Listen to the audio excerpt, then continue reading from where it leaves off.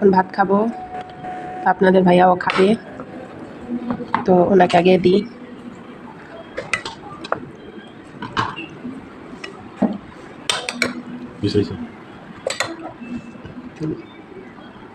খাও এবার মজা মজা করে।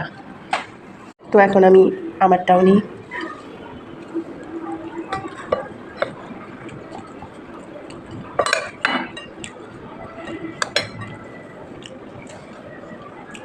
ও লেবুই তো নিই।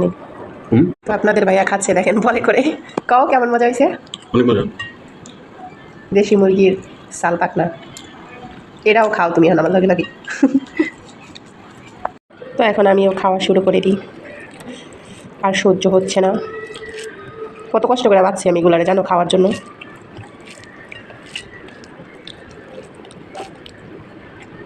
এলাচি শুধু দেখেন এগুলা।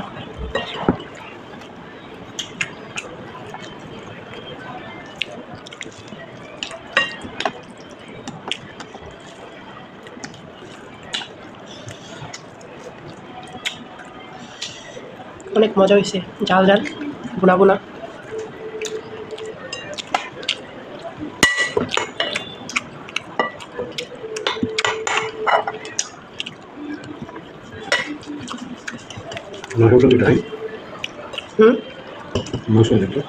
না এগুলো শুধু পাতলা, এগুলোই পা।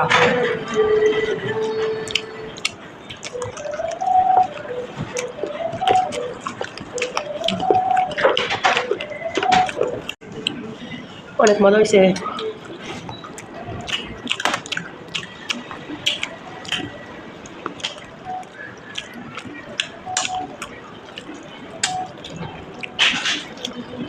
কার কার পাও পাকনা এগুলা সাল পছন্দ অবশ্যই কমেন্ট করে জানাবা, আর কেমন হয়েছে অবশ্যই কমেন্ট করে বলবা।